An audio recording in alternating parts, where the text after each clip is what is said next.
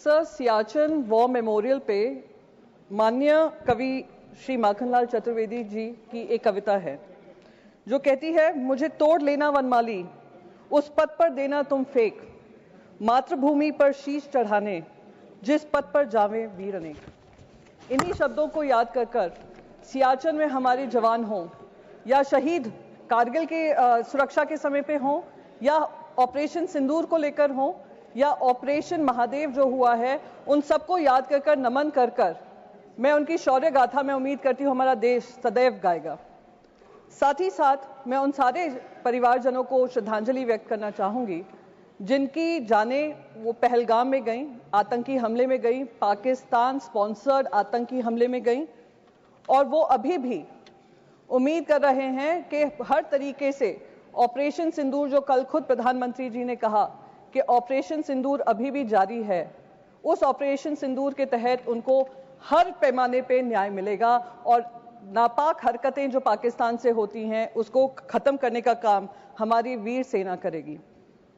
Sir, कल प्रधानमंत्री जी ने ऑपरेशन सिंदूर के बारे में कहा वो अभी भी जारी है और मैं उनका शुक्रिया अदा करती हूं कि उन्होंने देश को याद दिलाया कि ऑपरेशन सिंदूर में जो हमारी सेना ने किया वो अब तक खत्म नहीं हुआ है, हम इनकी नापाक हरकतों को खत्म करेंगे। पर कुछ सुझाव मेरे भी हैं। जब पहलगाम हुआ था मेरे मन में भी बहुत सवाल थे। 2 हफ्ते पहले वहां पे गृह मंत्री जी गए थे और उन्होंने कहा था आतंकवाद को बिल्कुल समाप्त कर दिया है।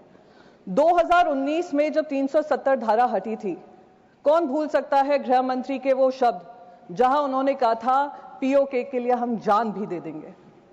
तिरंगा यात्रा हुआ था, हम पार्लियामेंट्री डेलीगेशन जब गया था, हम जाने से पहले तिरंगा यात्रा हुआ था जिसमें गृह मंत्री ने कहा अब बातचीत पाकिस्तान से होगी तो सिर्फ पीओके को लेकर होगी।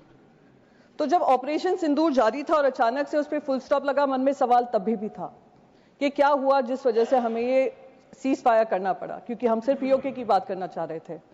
तो अब क्योंकि ऑपरेशन सिंदूर जारी है और प्रधानमंत्री जी ने ये कहा है, तो मैं बस 2-3 चीजें उनके सामने कहना चाहूंगी। सर, ऑपरेशन सिंदूर का हर हिस्सा, चाहे वो फिल्म इंडस्ट्री हो, चाहे वहां की न्यूज चैनल्स हो, चाहे उनके इन्फ्लुएंसर्स हो, हमने सब पे पाबंदी लगाई। सर, अब समय आ गया है कि क्रिकेट पर भी पाबंदी लगनी चाहिए। सर, हमारे विदेश मंत्री ने कहा कि मैं गर्व होता है इस बात का कि मैं उस पार्लियामेंट्री डेलीगेशन में शामिल थी जिसकी जिम्मेदारी मुझे सरकार ने दी थी। हम 33 देशों में गए। मिनिस्टर ऑफ एक्सटर्नल अफेयर्स कह रहे थे करीब 100 देशों से बातचीत हुई। मैं तो कह रही हूं गृह मंत्री जी से, सर आपको बहुत जगह फोन करने की जरूरत नहीं पड़ेगी, एक इंटरकॉम पे ही फोन कर लेंगे।